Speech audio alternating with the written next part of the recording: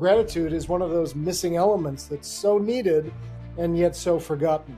I had to catch up on some reading during the weekend. I have to say, after reading it, I start thanking everyone. I'm Dr. Elie, and each episode, we dive into the journey of some of the world's most recognized leaders. Adrian has authored multiple books, him and his partner, Chester Elton, and has sold more than 3 million copies worldwide. People don't promote themselves very much. They become the best engineer at XYZ firm, but nobody knows that. Oh, I'm stuck where I am, I'm not growing, I'm not learning, I'm doing the same thing. What do you think of that? So it's not just what you're good at, do you like doing it?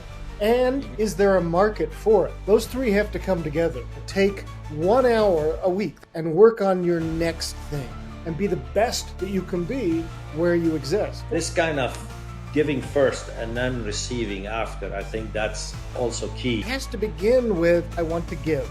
I don't want to just get.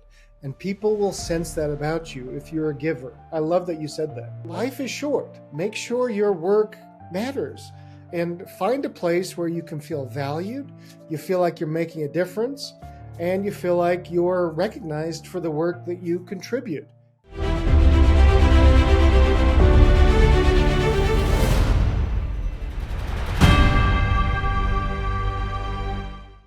So welcome to Reimagining You, the podcast where we explore the power of personal branding, thought leadership, and the strategies that help professionals transition, establish authority, and create lasting influence.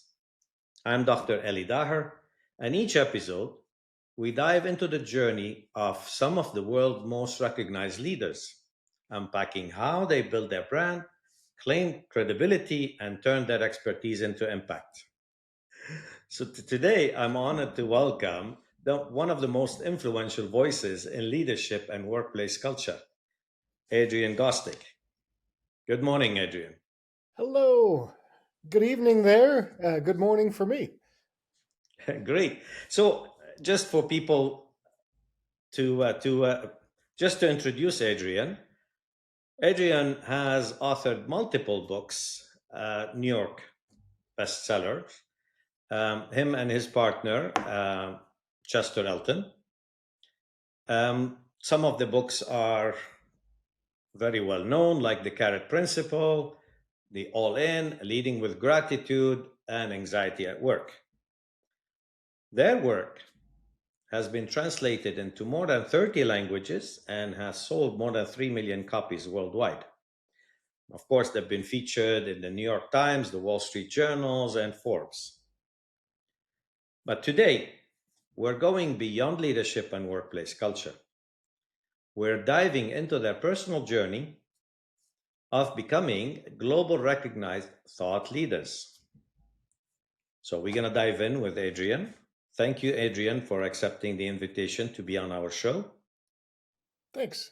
No, this is such an important subject. I'm so glad you've written the book, Reimagining You, and that you do this podcast. I'm thrilled to be here, Elie. Great. But before diving, I have to be honest with you, and I have a confession. So in order to prepare for this podcast, I had to catch up on some reading during the weekend. So I dove into Leading with Gratitude. And I have to say, after reading it, I start thanking everyone, from my Uber driver to my barista, to my neighbor's dog that, he was so kind not to wake me up at 5 a.m. in the morning with his bark. So thank you for eliminating the subject of gratitude for leadership. Oh, thanks. That's great. That's how we started. We started writing the book with our mentor, Marshall Goldsmith, who wrote, What Got You Here Won't Get You There. And one of the things that Marshall told us, he says, every executive that I ever have coached, he says, forgets gratitude. We get to a certain point in our progress, a certain height in the corporation, and we just forget all the people who have lifted us there. And so gratitude is one of those missing elements that's so needed and yet so forgotten. Excellent. Well said.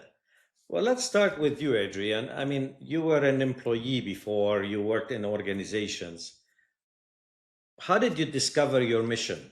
you mentioned that you could have contribution to the world, you could claim authority in the subject, and you wanted to branch out and start on that track. Well, my background, I was a vice president of investor relations with a 10,000 person bank, and in my 20s, and I was hard charging, and I thought I was gonna set great things there, and our bank actually went through. We bought 30 other banks during the time I was there, so I became a little bit of an M&A culture expert, bringing cultures together. And what happens when you're in 30 mergers and acquisitions in 3 years is eventually your bank gets bought, and that's what happened. So as our bank got gobbled up by another financial institution, I had a call from a recruiter, and I decided I'm going to get out of banking, and I went to work for a consultancy that did employee engagement work around the world. And I met my co-author Chester Elton, and I was just their vice president of corporate communications. I wasn't expecting to write books, but this is a little of your work, as I started reimagining my future while I was still within the corporate world. And Chester and I, we wrote a couple of books while we were at the organization. They did quite well. And we said we had a little ennui while we were there. We had all the things that maybe Dan Pink in his book Drive says you should have. We had mastery, we had autonomy, but we were not happy, and we weren't happy because we didn't own our work, and we were hired guns for the corporation, sending us wherever they wanted. And we wanted to work a little deeper with some companies. We wanted to go into a new world of culture where they wanted to stay back and do employee engagement, employee recognition, things like that. But we wanted to write about culture and bigger things. And so we went off on our own about 2011, January of 2011, and we wrote the book All In, and launched our world. And I could tell you more about that, but it's been an exciting journey that's taken us to all, I think, every continent except Antarctica. It's been Yeah, yeah. fantastic. Very nice story. And in fact, if we think about, um, the our audience, be a lot of executives, they're thinking about the same thing because they are in the comfort trap with their business card, their title, and a company they're attached to. And every time I meet with friends, coworkers, I hear, "Oh, I'm stuck where I am. I'm not growing. I'm not learning. I'm doing the same thing." And but they are in a comfort zone. They've got bills to pay. They've got responsibility to take care of, and they're difficult for them to take the leap and start somewhere. So with you and Chester, sounds like you find the right opportunity because you build it on from your expertise at work. So I had a pleasure to have a podcast with another uh, person that really has resonated something with me. Stay in your lane. So when you want to do something and branch out, try to stay within your lane. Um, this is what you know. This is what you have claimed authority, or you could claim authority. So continue on that momentum rather than going into food and beverage, for example, or into pharmaceuticals. What do you think of that? And I think it's exactly right. It's somebody who is a head of procurement for a big company is not all of a sudden going to become a heart surgeon. It's not going to happen. And so the point is stay in. And I love that lane of the you stay in your swim lane.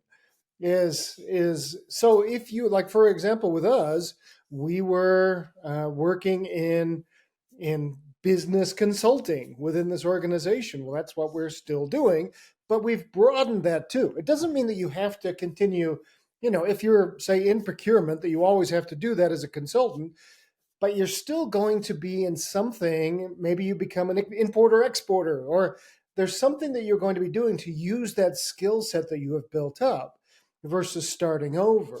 So that's the question: is what can you, as you analyze yourself, you say, okay, what am I missing right now in my workplace that's leaving me unfulfilled, that I'm not growing, and really identifying what your motivators are. For me, it's very Mhm. much about creativity. Time with family is very important to me. Autonomy is very important to me. Chester is very different. His top motivators are friendship, being social with others, and recognition. He loves to be recognized. And so we've built a partnership over the last 20 years and a company that allows me to work more autonomously, be creative, have time with the family when I'm done in the afternoons. Where Chester, right now, he's on a plane flying to another conference because he loves to be around people. You'd send him to a conference, he's going to come back with 20 people, their business cards that I never would have met because he's a lot more social, but that's what drives him. So it's not just what you're good at, that's your swim lane, but it's the Venn diagram. Are you good at it? And do you like doing it? And Mhm. the third part of the Venn diagram is there a market for it? Those three have to come together. Perfectly said. Perfectly said. And then, of course, you have to define whether you are the right person. Means, if you can claim authority into that place, if you are, and people would entrust you with the information that you're giving, right? So obviously, from your experience, you came up with that naturally. But for the audience that we have, it might be specifically for the young generation, right? I'm looking at the entrepreneurs. They're going to attract investors. They talk to, potential customers, and they don't have a track record. They didn't build authority for themselves on that subject. So what do you think? What is equivalent to authority for them? How can they do it? And authority is such an interesting, because I think you're exactly right, Elie.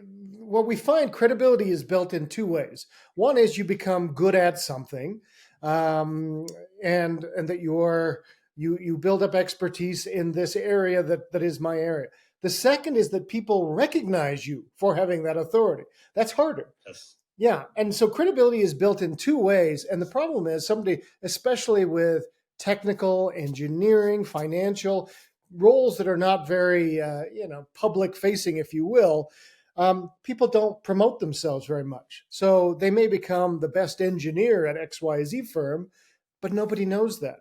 So Absolutely. and so there's a trick in promotion that's not too heavy-handed, where look at me, I'm so great, patting yourself on the back, but also not so much that you go, oh, I'm just one of the many engineers.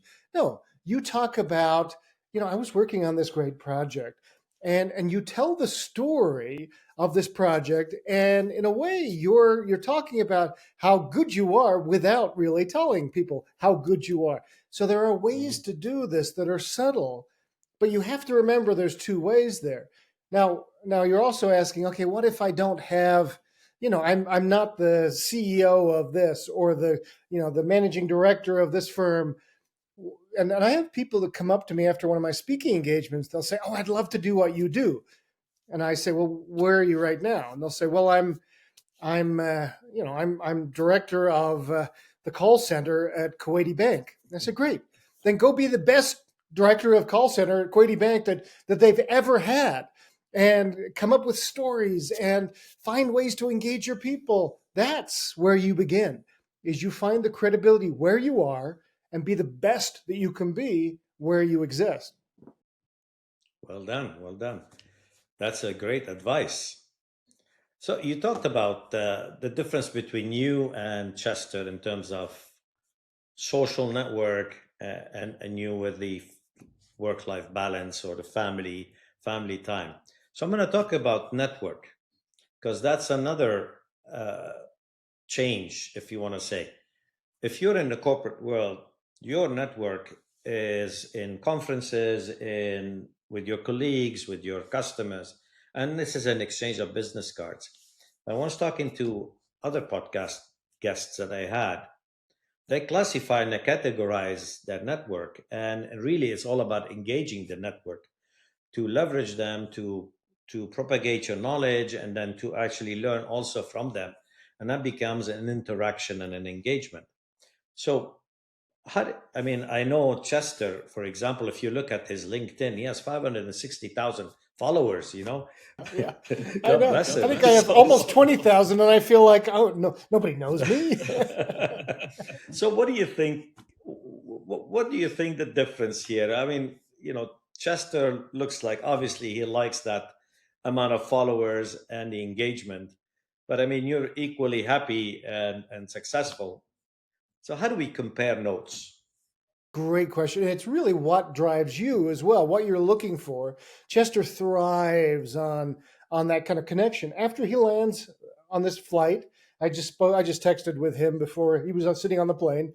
I was texting him. When he lands, he'll text me and he'll say, "I met the greatest guy sitting next to me." It's like, who do you meet on a plane? Nowadays everybody's, head down, but he will, and he'll spend 2 hours talking to this person, whacking him in the arm and telling him stuff and getting their story. And so that's what drives him.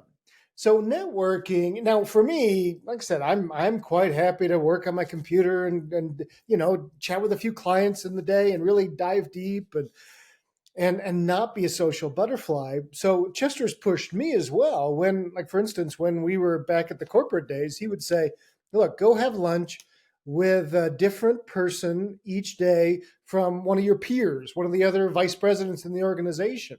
And I go, "I don't want to do that." And they go, "No, do it." And it was so good for me.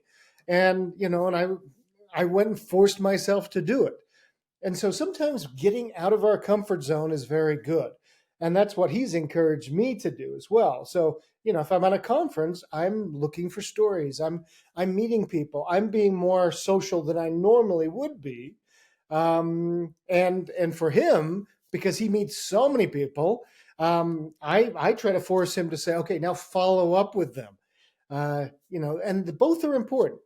Because he just jumped to the next person, and he realized, I need to, yeah, you're right.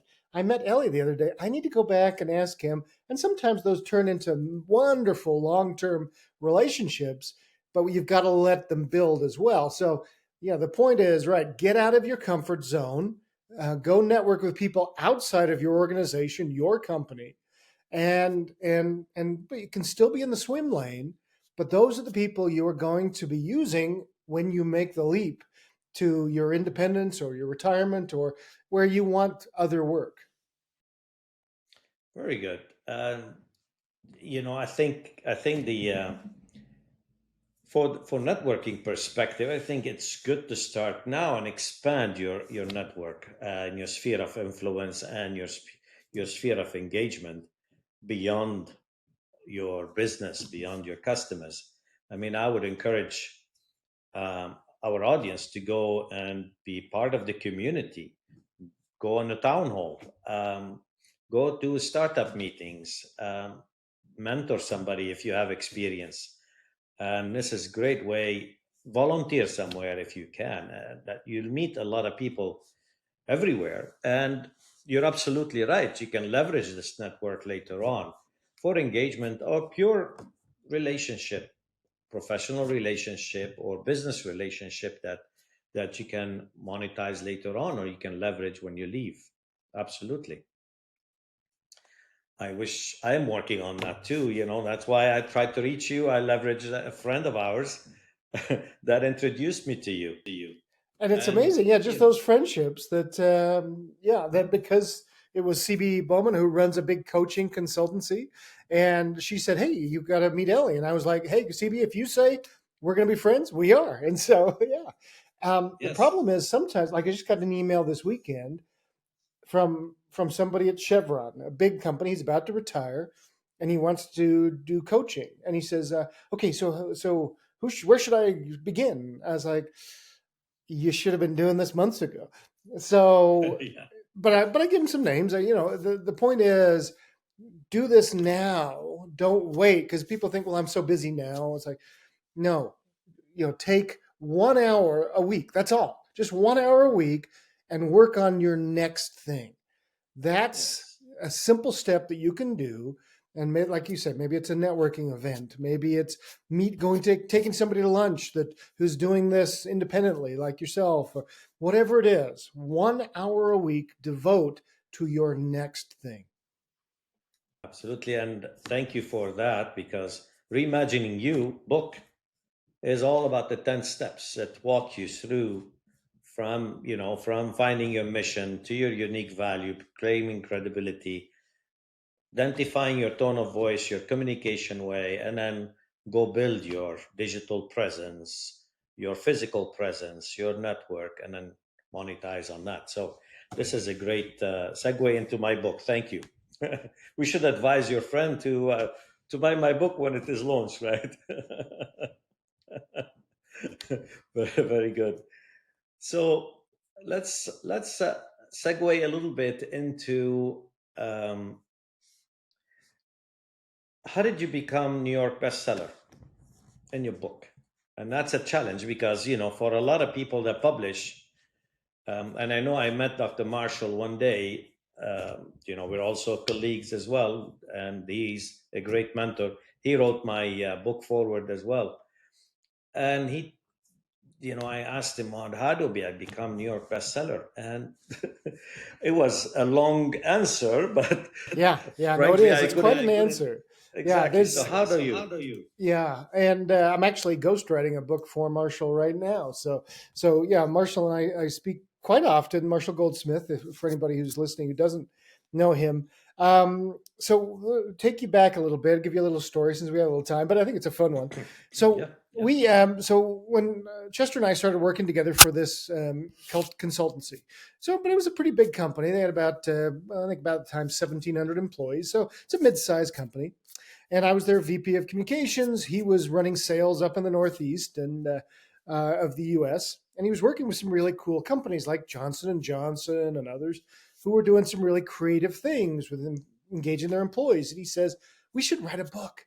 And I was like, "Oh, okay, write a book, huh?" And he says, "Yeah, you're the writer guy. I'm the idea guy. Well, let's come together." So we wrote this book. The company allowed us to put it out. We went and found a publisher.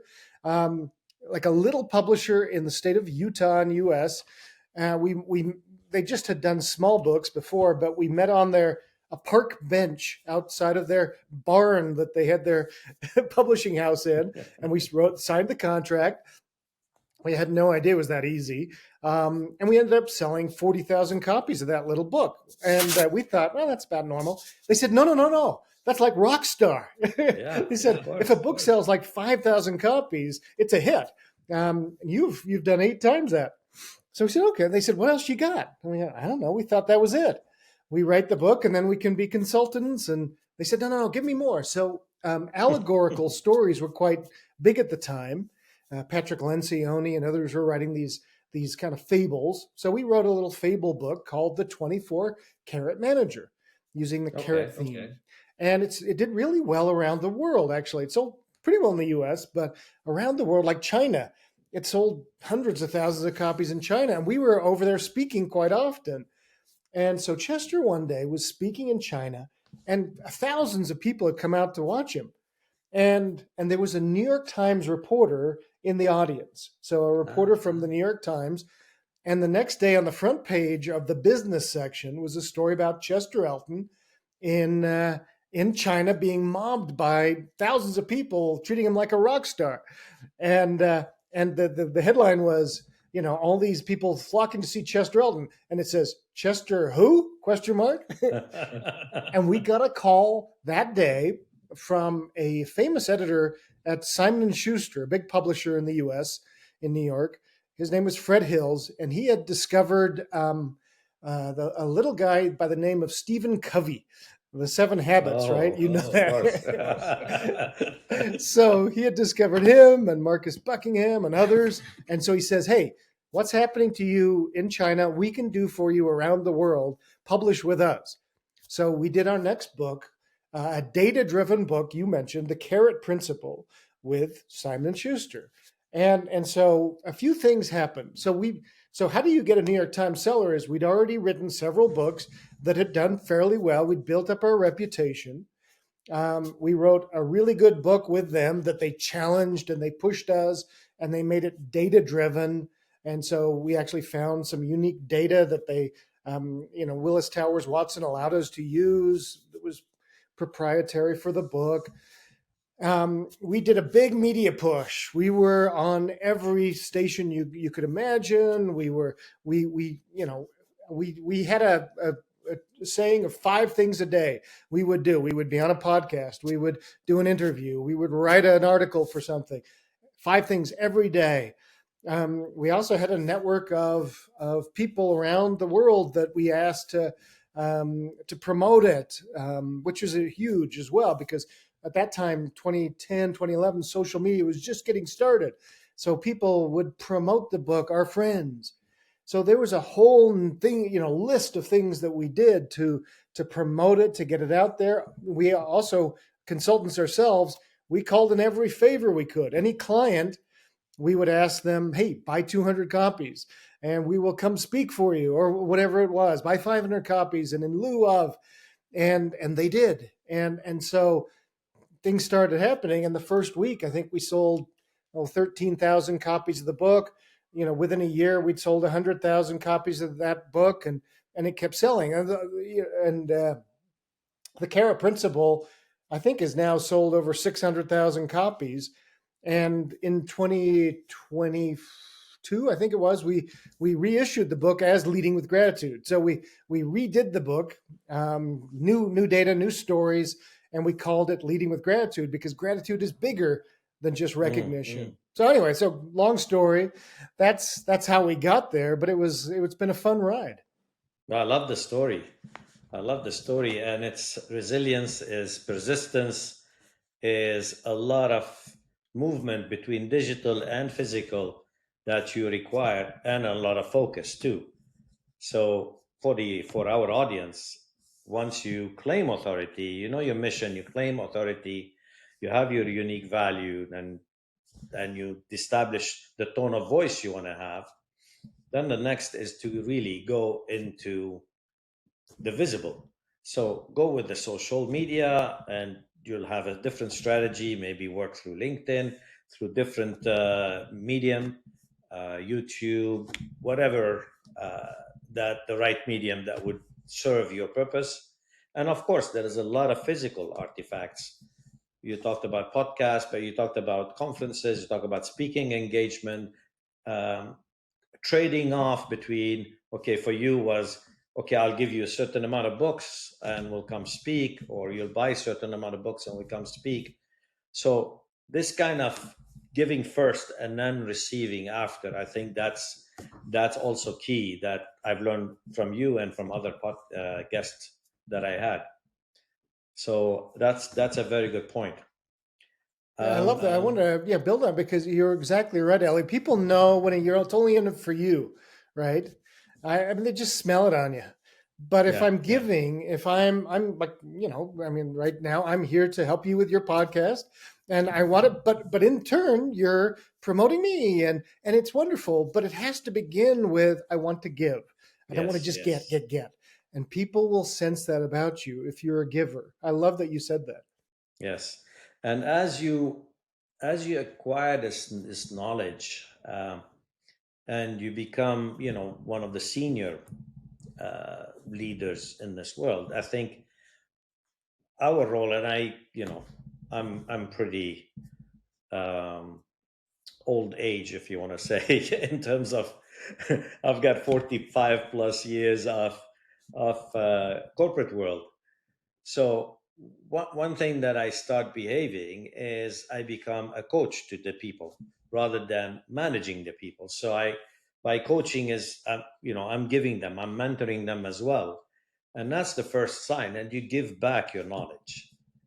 So I want to go into giving back the knowledge and talk a bit about the knowledge economy and the attention economy a bit, because that could impact our senior audience versus the younger audience. So today, I live in the knowledge economy. I acquired knowledge from school, university, workplace experience, and then this is what I know what to do, right? So when somebody comes and asks me, I give him back my experience and my knowledge.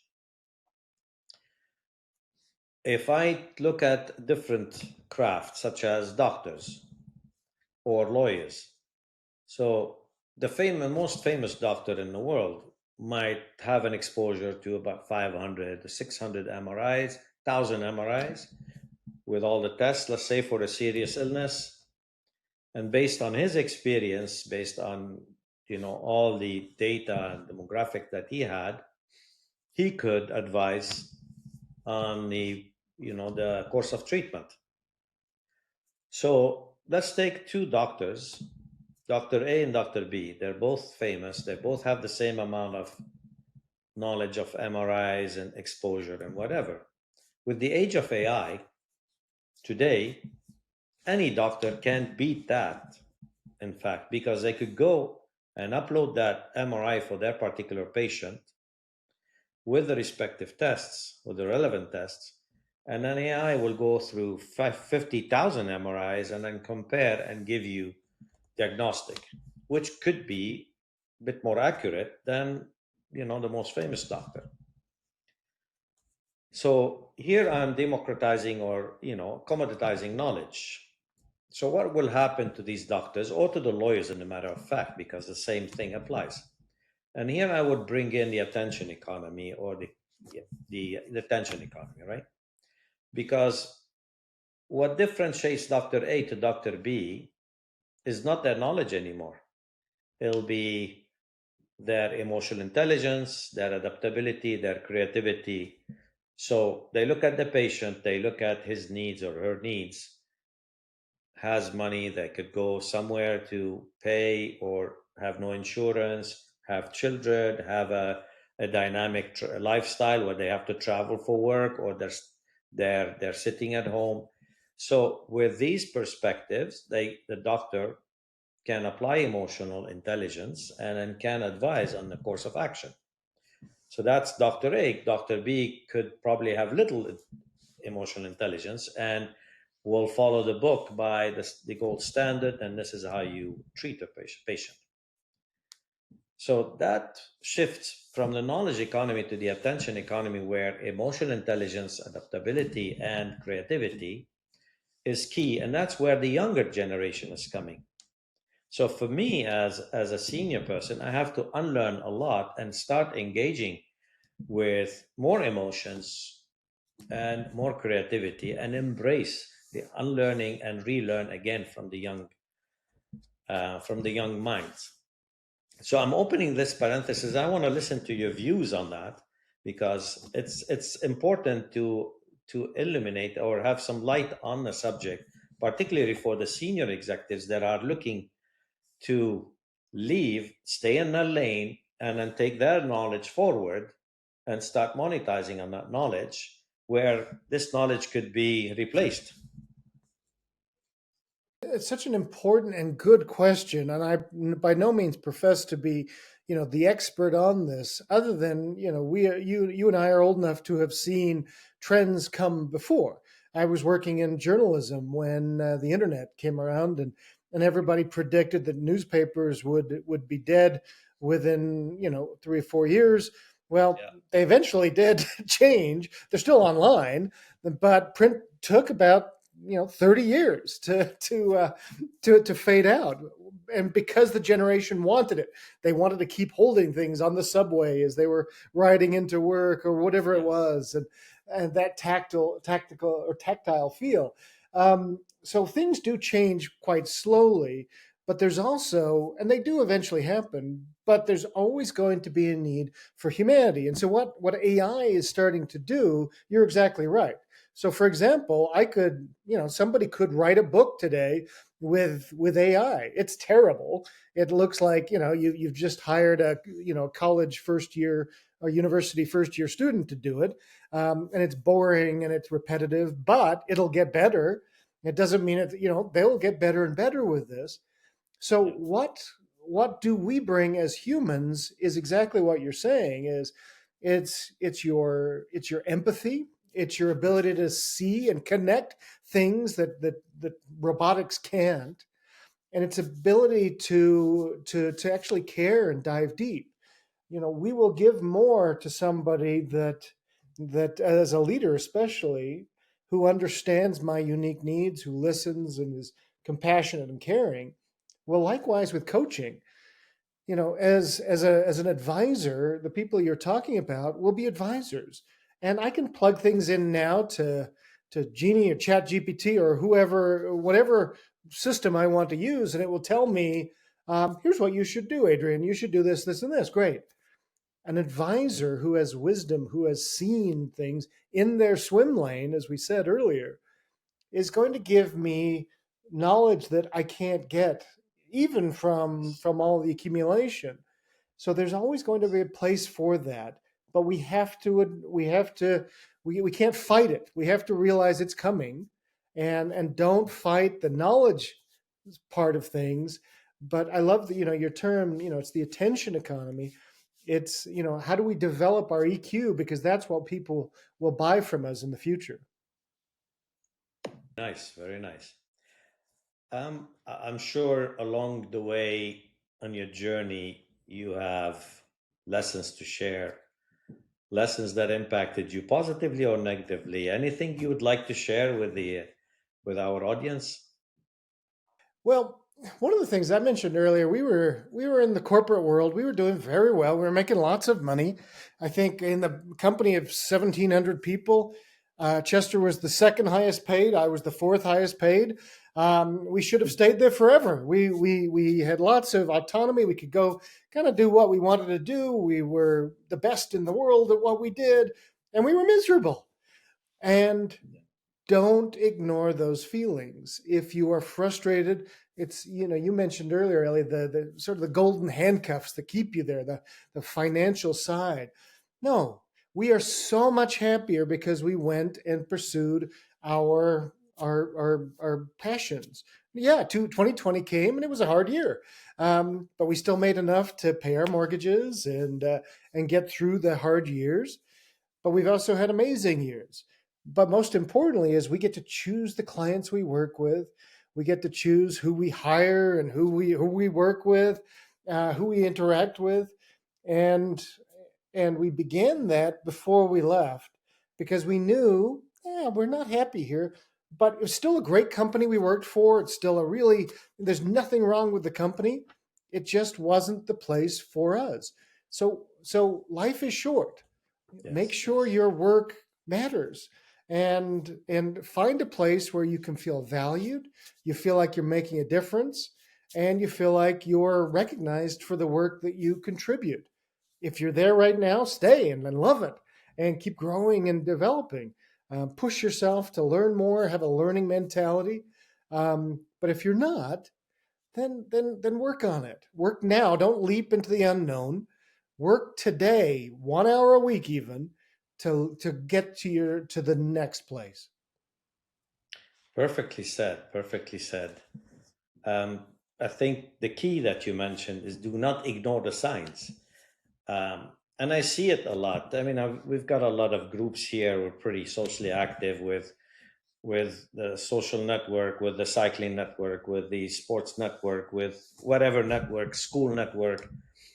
And I meet a lot of these friends, and the amount of frustration or the amount of, you know, comments that I hear negatively that people are enduring in the workplace, they need to change something. And if they don't change it, means they accept it, right?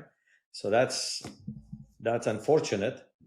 So it's when you start identifying the signs and feeling the signs, I think it's time to start doing something about it. Sounds like what you've done is you first thing you've done is, okay, let's home in on my mission. What is my ambition? What do I want to do? I mean, I want to branch out. I want to offer to the world more knowledge. I want to capitalize on whatever I amassed. I want to be happy, but also I want to contribute to the larger good of the world.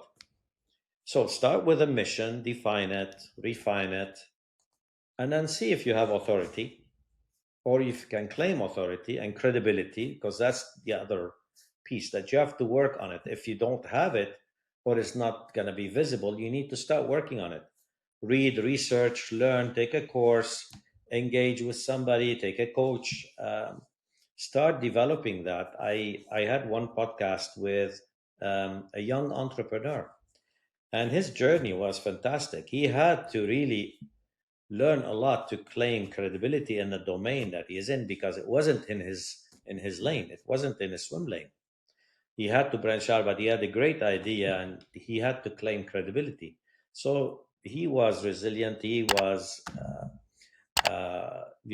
following a lot of courses, a lot of knowledge acquired to be able to speak properly to senior people, to conferences, and claim authority.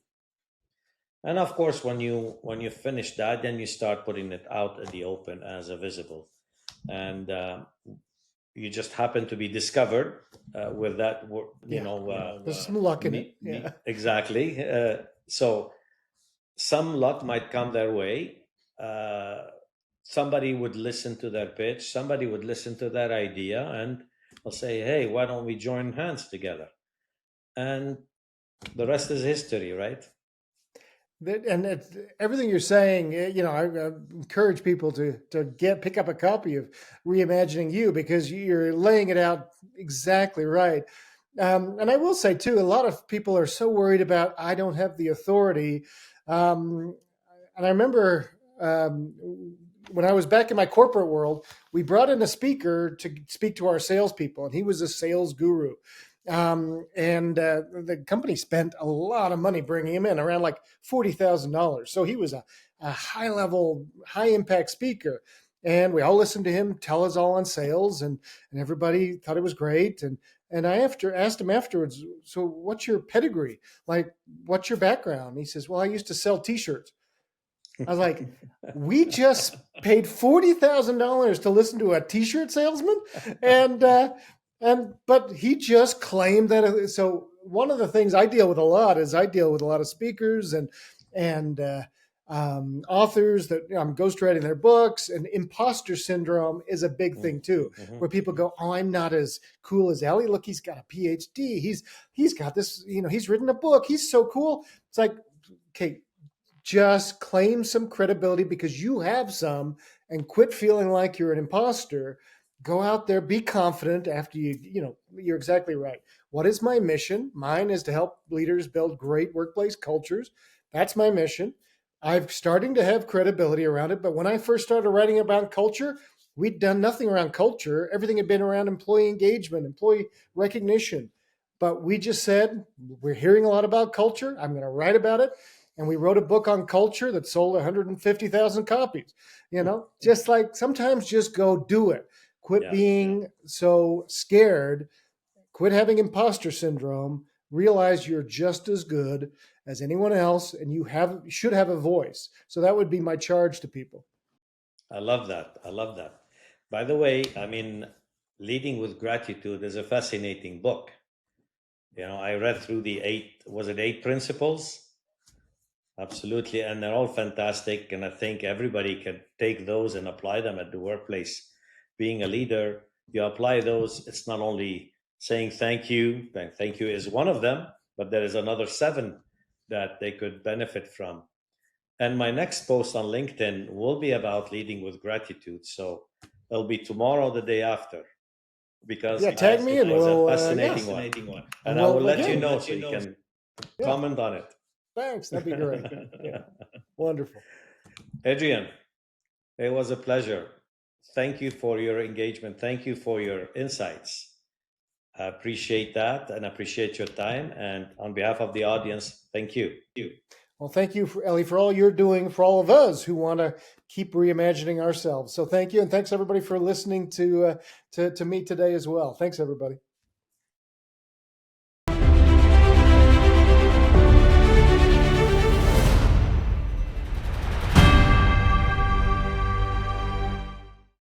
Thanks for listening to Reimagining You. If you enjoyed the episode, follow the show, leave a review, and share it forward. See you next week with a new episode. Keep reimagining you.